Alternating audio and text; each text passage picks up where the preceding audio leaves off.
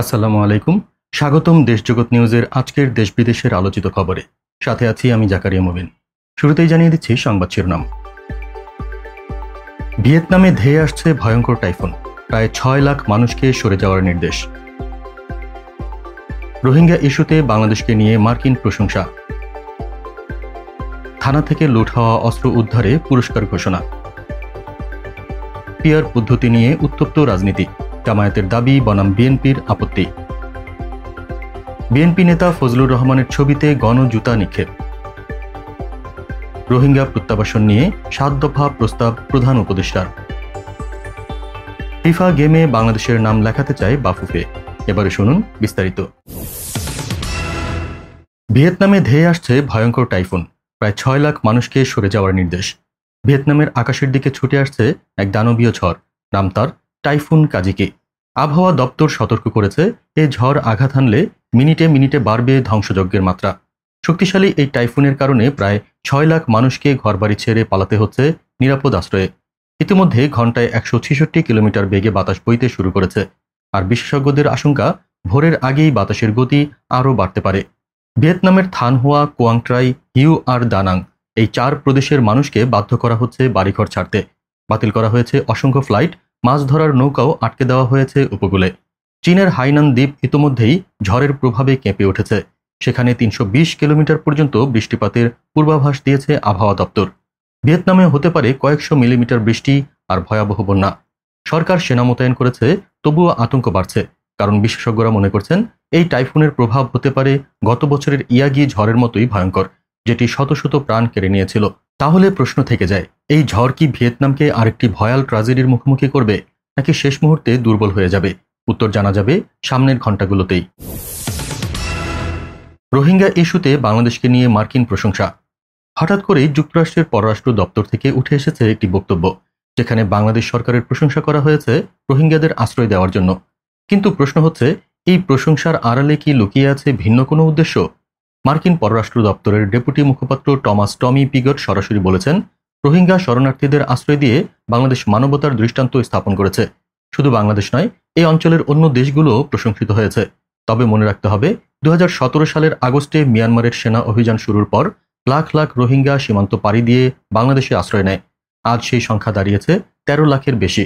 শুধু তাই নয়, প্রতি বছর নতুন করে জন্ম নিচ্ছে হাজার হাজার শিশু, যাদের ভবিষ্যতও অন্ধকারে ঢাকা। তাহলে প্রশ্ন হচ্ছে, আমেরিকার এই প্রশংসা কি নিছক মানবিকতার প্রকাশ, নাকি দক্ষিণ এশিয়ার রাজনীতিতে বাংলাদেশকে আবারও নিজের স্বার্থে ব্যবহার করার কৌশল? উত্তরটা সহজ নয়, তবে ভাবনার খোরাক এখানে অনেক। থানা থেকে লুট হওয়া অস্ত্র উদ্ধারে পুরস্কার ঘোষণা। 5 আগস্ট থানা থেকে লুট হয়ে যাওয়া অস্ত্র উদ্ধারে সরকার ঘোষণা করেছে লাখো টাকার পুরস্কার। কিন্তু প্রশ্ন হচ্ছে, কোন অস্ত্র কত দামে ফিরিয়ে আনা যাবে? সরকারের ঘোষণা অনুযায়ী একটি পিস্তল বা শর্টগান উদ্ধার করলে পুরস্কার 50,000 টাকা, চায়না রাইফেলের দাম 1 লাখ, আর এসএমজি উদ্ধারে 1.5 লাখ টাকা। সবচেয়ে বড় পুরস্কার রাখা হয়েছে এলএমজি উদ্ধারে, পুরো 5 লাখ টাকা। এমনকি প্রতি গুলি উদ্ধার করলেও মিলবে 500 টাকা করে। সচিবালয়ে আইন শৃঙ্খলা সংক্রান্ত কোর কমিটির বৈঠক শেষে এই ঘোষণা দিয়েছেন স্বরাষ্ট্র উপদেষ্টা জাহাঙ্গীর আলম চৌধুরী। তিনি আরও আশ্বাস দিয়েছেন, যারা অস্ত্র উদ্ধারে সাহায্য করবে তাদের পরিচয় গোপন রাখা হবে। তবে সীমান্ত সুরক্ষা প্রসঙ্গে তিনি দাবি করেছেন, অবৈধ অস্ত্র কোনোভাবেই দেশে ঢুকছে না। তবে প্রশ্ন হলো, আগামী নির্বাচনে কি এই লুট হওয়া অস্ত্র কোনোভাবে প্রভাব ফেলতে পারবে?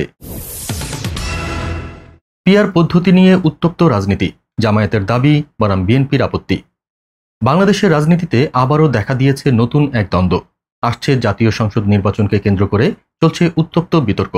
সংসদে সংখ্যানুপাতিক প্রতিনিধিত্ব ব্যবস্থা অর্থাৎ পিআর পদ্ধতি চালুর দাবি তুলেছে বাংলাদেশ জামায়াতে ইসলামী ও ইসলামী আন্দোলন। তাদের স্পষ্ট ঘোষণা, পিআর ছাড়া কোনো নির্বাচন হতে দেওয়া হবে না। কিন্তু এখানেই তৈরি হয়েছে বড় সংকট, কারণ বিএনপি এই প্রস্তাবের ঘোর বিরোধী। তারা স্পষ্ট করে দিয়েছে, পিআর মানেই অস্থিতিশীলতা, আর সেই পথে তারা হাঁটতে রাজি নয়। জাতীয় ঐকমত্য কমিশন উচ্চকক্ষে পিআর ব্যবস্থা চালুর সিদ্ধান্ত নিলেও নিম্নকক্ষে এখনও বর্তমান আসনভিত্তিক ভোটই থাকবে। এই সিদ্ধান্তে বিএনপি দিয়েছে নোট অফ ডিসেন্ট। অন্যদিকে জামায়াতের মহাসমাবেশে যেমন ঘোষণা করা হয়েছিল, পিআর ছাড়া জনগণের প্রকৃত মতামত কখনোই প্রতিফলিত হবে না। তাহলে প্রশ্ন হচ্ছে, বাংলাদেশ কি এগোচ্ছে নতুন এক রাজনৈতিক সংঘাতের দিকে, নাকি এই দ্বন্দ্বই ভবিষ্যতের ক্ষমতার সমীকরণ নির্ধারণ করবে? বিএনপি নেতা ফজলুর রহমানের ছবিতে গণজুতা নিক্ষেপ। বাংলাদেশের রাজনীতিতে চরম উত্তেজনা।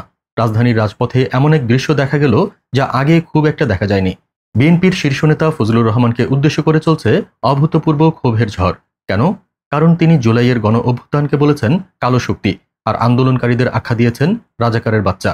এর প্রতিবাদে বৈষম্য বিরোধী ছাত্র আন্দোলন ঢাকাসহ বিভিন্ন জায়গায় আয়োজন করেছে ভিন্নধর্মী কর্মসূচি। ফজলুর রহমানের ছবিতে গণজুতা নিক্ষেপ ও কুশপুত্তলিকা দাহ।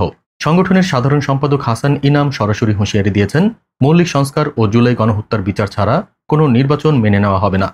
অন্যদিকে তাদের মুখপাত্র সিনথিয়া জাহিন বলেন, ফজলুর রহমান ২৪ আর ৭১কে মুখোমুখি দাঁড় করানোর ষড়যন্ত্র করছেন, যা জনগণ কখনো সফল হতে দেবে না। এখন প্রশ্ন হচ্ছে, এই গণ অসন্তোষকে কেবল শুরু, নাকি এর মধ্য দিয়েই নতুন এক বিপ্লবের ডাক দিচ্ছে বাংলাদেশের ছাত্র সমাজ? রোহিঙ্গা প্রত্যাবাসন নিয়ে ৭ দফা প্রস্তাব প্রধান উপদেষ্টার।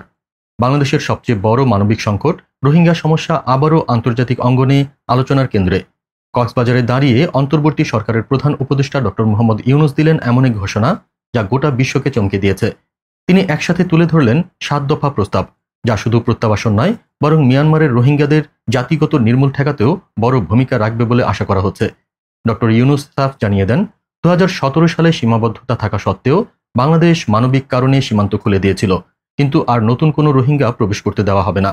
মিয়ানমার সরকার ও আরাকান আর্মিকে এখনই থামাতে হবে এই ভয়ঙ্কর পরিকল্পনা। এদিকে শুধু বাংলাদেশ নয়, জাতিসংঘ সহ ৪০টিরও বেশি দেশের প্রতিনিধি, আন্তর্জাতিক সংস্থা আর সরাসরি রোহিঙ্গারা নিজেরাই এই সংলাপে অংশ নিচ্ছেন। এখান থেকেই শুরু হবে বড় মঞ্চের প্রস্তুতি, জাতিসংঘের সেপ্টেম্বর সম্মেলন, যেখানে থাকবে প্রায় ১৭০টি দেশ। প্রশ্ন হচ্ছে, ইউনুসের এই ৭ দফা প্রস্তাব কি সত্যি বিশ্বকে নাড়া দেবে, নাকি রোহিঙ্গা সংকট আবারও আন্তর্জাতিক রাজনীতির খেলার মাঠেই আটকে যাবে?